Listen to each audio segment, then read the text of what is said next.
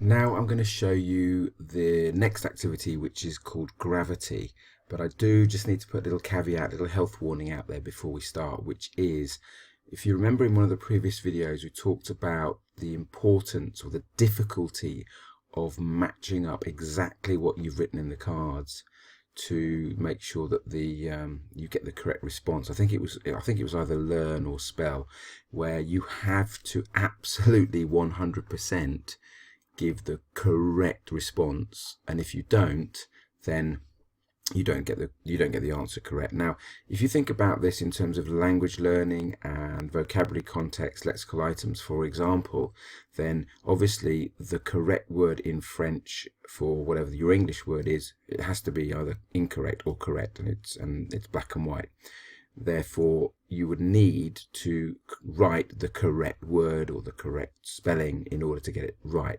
When you have cards, for example, down here with a description here, an example there, if you don't reproduce all of that or all of that in exactly the correct manner, then clearly you're not going to get it right. And that's what happens with gravity. So that's my health warning. Gravity is an interesting game. It's quite fun. It's quite engaging as well, but it only works if students are able to produce the correct response, which corresponds exactly to the content that you've put in to your cards when you made them initially. So please, it's important to be aware of that, and for that reason we might say that gravity might not work brilliantly for some of our cards, for some of our items that we created. Equally, it might for some, but I just think it's important to be aware that it might not work quite so well for us as perhaps in other subject areas. That said, let's have a look at how it works.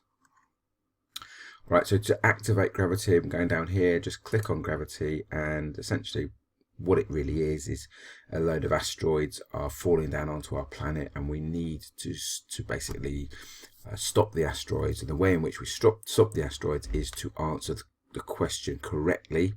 And if we do that, then they disappear. If we get it wrong, then it smashes into our planet and the dinosaurs die, or all sorts of things. Actually, I just made that thing up about the dinosaurs, but it all goes wrong, as you'll see. So I'm going to show you how it works. Bear in mind what I said previously about the difficulty of exactly replicating the content of our cards, but this is just for demonstration purposes, and hopefully you'll be able to see how you will be able to apply this in your context, which of course is what this is all about. So we're going to get started.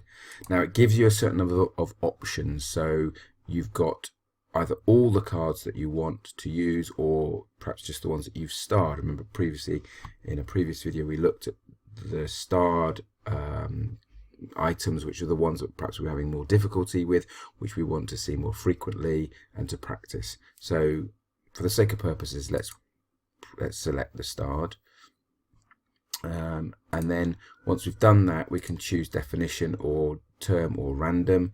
I think I'll choose term for the moment. That might be a little bit easier. And then because it is easier and for demonstration purposes, I'm going to choose the easy option. And then we're going to make a start. So bear with me because this won't work exactly right, given what I've explained before about the importance of accuracy. But let's do this for demonstration purposes. Let's go. Watch out for the red asteroids. Okay, if you miss a term twice, they will destroy your planet. Crikey, the pressure is on. Let's start. Okay, so very slowly the asteroid falls, and it says to me examples of reaction time. And I have no idea, because there's a huge amount that I've got to type in there. So, you know, I could put, I think there was something about wicket keeper, but look how quickly that's falling, and I am not going to get there in time. And as a consequence, boom.